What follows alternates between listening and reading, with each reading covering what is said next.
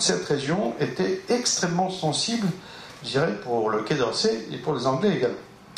Donc, il n'était pas donc du goût, disons, du Quai d'Orsay de laisser ce minuscule mouvement sioniste commencer à s'installer dans la région et pour y fonder la nation juive de nouveau. Alors, c'est intéressant parce que la France, encore une fois, je reviens sur cela, elle est républicaine à l'intérieur. Les hommes politiques insistent beaucoup sur la République, etc. Mais elle n'est pas tellement laïque à l'extérieur de ses frontières. Elle est très catholique à l'extérieur de ses frontières. Tous ceux qui ont été dans les écoles françaises en dehors de la France savent bien que souvent c'était des écoles catholiques. Donc, à l'extérieur on va dire, de la France, la présence française en Palestine était avant tout chrétienne, catholique et romaine. Et le pape y tenait particulièrement. Donc, comment la France en sortait avec tout ça? Parce que, côté la République, on a tué pas mal de curés pendant la Révolution, etc. Et en même temps, à l'extérieur, eh bien ça, j'allais dire, ça fait partie du génie diplomatique de la France de pouvoir s'en sortir avec tout cela. Donc la France fondait en Palestine, comme les Anglais d'ailleurs, eh bien, des prétentions coloniales. Elle voulait cette région. Le Quai d'Orsay, encore une fois, à l'époque, était soutenu par le Vatican, bien sûr, et tous les catholiques français, pour lesquels il ne fallait en aucun cas que les Juifs récupèrent Jérusalem. Vous savez que lorsque Herzl a été voir le pape, et qu'il a parlé de son retour ici, le pape lui a dit, d'accord, si un jour vous revenez là, on fera tout pour vous convertir. Il n'est pas question que vous soyez juif déicide sur Jérusalem, à Jérusalem. Par ailleurs, bon, France, encore une fois, avait pas mal d'intérêt dans les pays musulmans, qui étaient ses colonies à l'époque. Mais les coloniaux musulmans étaient également déjà contre ce retour des Juifs à Sion de manière souveraine.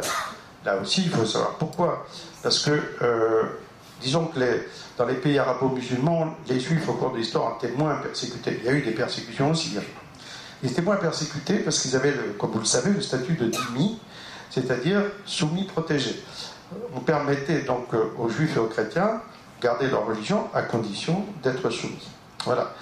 Mais là, affirmer que le retour à Sion, c'est le retour de la nation juive de manière souveraine, ne pouvait pas plaire aux musulmans.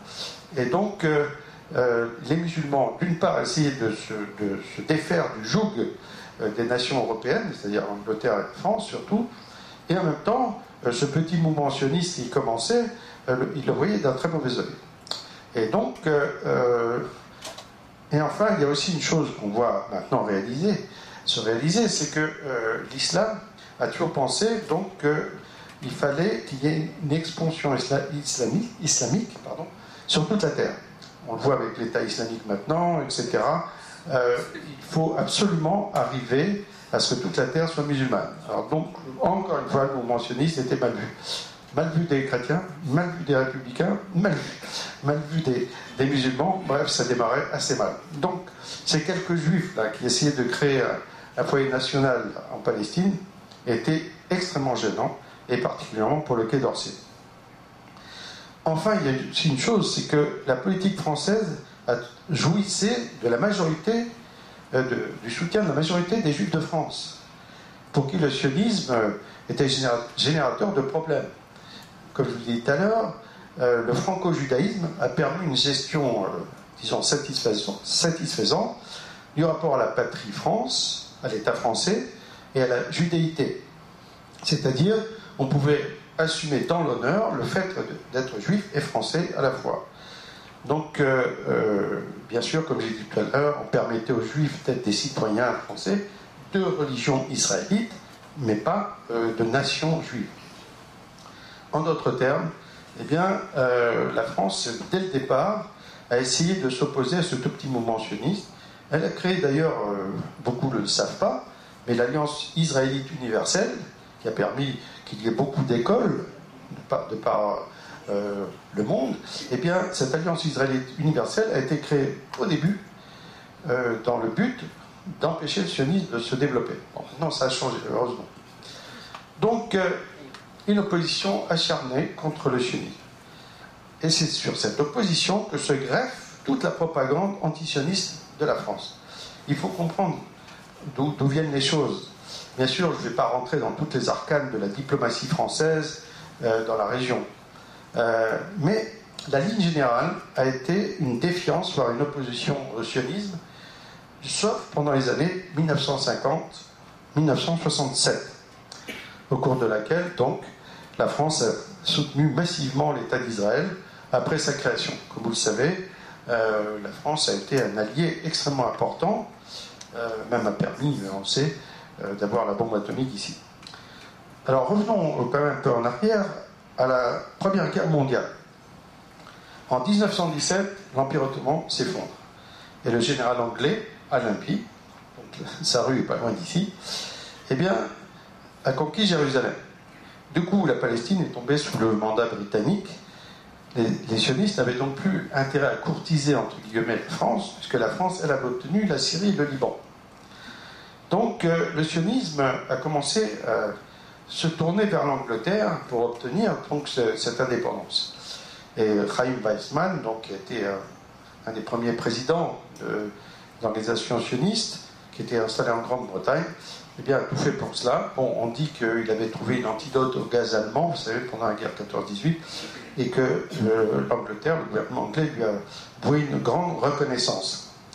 Alors, par ailleurs, Weizmann et puis les sionistes en Angleterre regardaient l'idéologie française des droits de l'homme avec beaucoup de mépris. D'ailleurs, vous connaissez la phrase de Herzl. Il a écrit en 1898, il a écrit « Même sans pression de la rue, ni faiblesse du gouvernement, je tiens pour possible qu'en France, des lois spéciales soient votées, j'y arrive, soient votées contre les Juifs. Les droits de l'homme sont une vieille guitare. » Voilà ce que Herzl a écrit et qui a été repris par Chaim Weizmann ainsi que par pas mal de dirigeants sionistes. Donc c'était une vexation énorme pour la France. On sait qu'Herzl ne s'est pas trompé, puisque vous êtes ici, pour beaucoup, des survivants de la Shoah, c'est-à-dire que le régime de Pétain a bien voté des lois antisémites contre les Juifs. Alors entre les deux guerres, la France se défiait encore plus du sionisme, car elle a considéré à l'époque le sionisme comme le bras armé de l'Allemagne. L'Angleterre, l'Allemagne, pourquoi ? Parce que Herzl était autrichien de naissance et qu'il écrivait en allemand. Et donc, en plus, avec tous ces juifs qui parlaient yiddish, ça faisait un peu allemand, tout ça. Donc, on se méfiait beaucoup du mouvement sioniste, parce qu'on les a d'abord soupçonnés d'être pro-anglais, ensuite pro-allemand. Bref, ça, vous allez me dire, c'est pas que les sionistes. Les juifs ont souvent été soupçonnés de toutes sortes de choses. Bon. Et par ailleurs, la France avait créé le consistoire. Le consistoire, il n'y a qu'en France que ça existe. C'est-à-dire qu'un grand rabbin nommé, voyez, par le gouvernement français. Maintenant, c'est Chaim Corsia. Donc, ça aussi, on peut se demander, mais pourquoi la France a fait ça ? Alors, Napoléon était très clair lorsqu'il a fait ça. Il a dit, c'est un moyen de les tenir, ces juifs, parce qu'ils se méfiaient quand même. Donc, on leur donne, on les émancipe, non seulement en France, mais dans le reste de l'Europe, mais en France, il y aura un consistoire. Ça sera ordonné comme ça.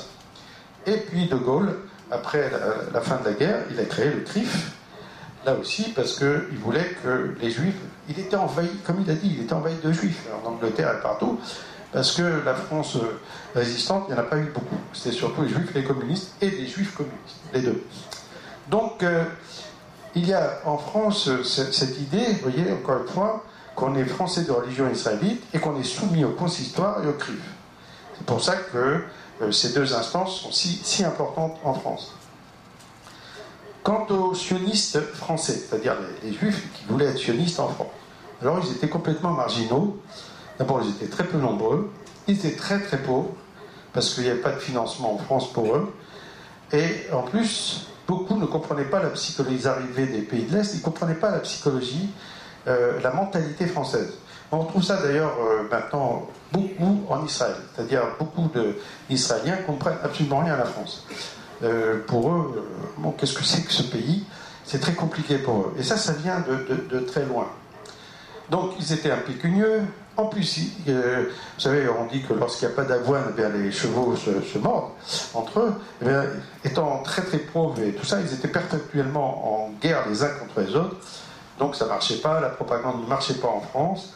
Et en plus, ils avaient toute l'opinion, pratiquement toute l'opinion française, y compris juive, contre eux. Donc le mouvement sioniste mondial a décidé de se tourner vers l'Angleterre. Ils ont obtenu donc l'idée du foyer national juif, dont je parlais tout à l'heure. Et puis vers les USA, également anglophones. Alors pourquoi? Parce que là, il y avait des juifs américains qui pouvaient les aider sur le plan financier, et même l'État américain qui continue jusqu'à présent, espérons-le. Donc voilà, dans le cœur de beaucoup de sionistes et d'Israéliens, le monde anglo-saxon est beaucoup plus important et il l'aime beaucoup plus que le monde francophone. C'est pourquoi beaucoup de l'Im Hadashim, lorsqu'ils se retrouvent confrontés à des gens qui leur disent qu'ils sentent bien, qu'ils ne savent pas très bien parler hébreu, ils s'entendent parler en anglais. On leur parle en anglais. Et les Français prennent ça très mal. Pourquoi tu parles en anglais? Je parle français. Parce que, justement, le mouvement sioniste et l'État d'Israël ensuite, eh bien, s'est tourné beaucoup plus vers le monde anglo-saxon. Et c'est resté, encore une fois, jusqu'à ce jour. Alors, comment expliquer que dans les années 50 à 67, la France, tout d'un coup, s'est mise à aimer l'État d'Israël et à l'aider à ce point, que ce soit sur le point de vue armement, que ce soit économiquement, et même jusqu'à la bombe atomique. Il y a plusieurs raisons. D'abord, la France était en guerre avec les musulmans et elle cherchait des appuis partout chez les ennemis des Arabes. Deuxièmement, Israël, sur le plan idéologique, ne représentait pas vraiment un risque immédiat.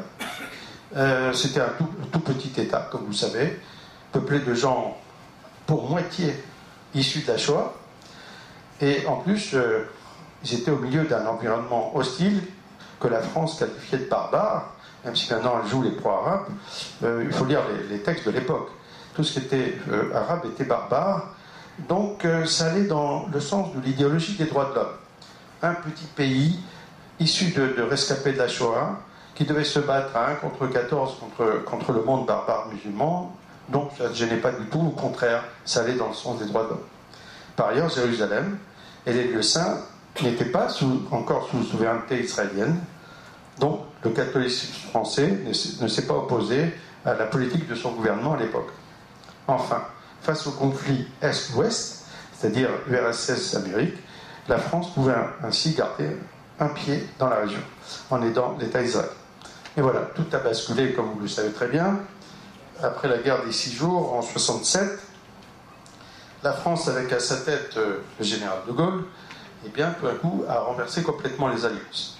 Alors, vous connaissez tous la phrase qui a fait beaucoup couler d'encre et d'amertume, lorsqu'il a dit le 27 novembre 67, certains même redoutaient que les Juifs, jusqu'alors dispersés, mais qui étaient restés ce qu'ils avaient été de tout temps, c'est-à-dire un peuple d'élite, sûr de lui-même et dominateur, n'en viennent, une fois rassemblés dans le site de leur ancienne grandeur, à changer en agitation ardente et conquérante les souhaits très émouvants qu'ils formaient depuis 19 siècles. Bon, vous vous rappelez, pour ceux qui l'ont vécu, tout ce que ça a pu faire comme esbrouf, mais dans ce même discours, et on ne le cite pas souvent, De Gaulle a dit encore une chose bien plus importante. Il a parlé d'établissement d'un foyer sioniste en Palestine, et non pas d'un foyer national juif. C'est-à-dire qu'en 67, dans cette même conférence, il n'a pas voulu reconnaître le foyer national juif devenu l'État d'Israël, mais il a parlé encore une fois d'un foyer sioniste, c'est-à-dire qu'il séparait les juifs des sionistes. C'est très important, parce qu'en France, lorsqu'on dit sioniste, c'est pas israélien, c'est vraiment, comme je disais tout à l'heure, maintenant, n'importe quoi. Bon, comme je vous disais, on sait que toutes ces paroles, peuple d'élite sûr de lui et dominateur, alors que la Shoah n'était pas si loin que ça, bon, ça a déclenché un tumulte énorme en France et dans le monde entier. En fait, par cette petite phrase, par ce petit discours, De Gaulle, eh bien, a repris l'opposition du Quai d'Orsay contre la France, qui datait depuis le début. Parce que souvent on dit, oui, tout a changé avec De Gaulle, etc. Non. On peut dire que 50-67, ça a été une parenthèse dans la relation entre Israël et entre la France et le sionisme. En fait, tout a été repris après, lorsque De Gaulle a dit cela en 67. Maintenant, j'aimerais dire un mot également sur le rabbinat, notamment le rabbinat français, parce que beaucoup de gens qui font leur alia ne se rendent pas compte à quel point il y a une opposition rabbinique depuis le début au sionisme. Beaucoup ne savent pas. Ils pensent qu'ils viennent en Terre Sainte, ils mettent la kippa, comme je disais, etc. Et tout d'un coup, ils tombent vraiment des nuls parce qu'ils voient qu'il y a une opposition religieuse non religieuse en Israël qui est toujours là. Alors, au départ, beaucoup de juifs religieux n'étaient pas du tout convaincus que le sionisme accomplissait les prophéties bibliques. Parce que bon, les prophéties bibliques parlent, si on devait toutes les sortir, du retour à Sion depuis toujours. Mais ils étaient d'avis que ce mouvement qui était totalement laïque, politique, anti-religieux, ne pouvait pas être la réalisation de l'espoir du peuple juif, c'est-à-dire l'an prochain à Jérusalem. Ils ont été scandalisés par la conduite des sionistes dans les kibbutz et tout ça, qui fondaient des fermes collectives sur un mode marxiste, où les femmes et les hommes pouvaient même pratiquer l'amour libre, où les enfants étaient souvent séparés des parents. Bref, tout ça a été complètement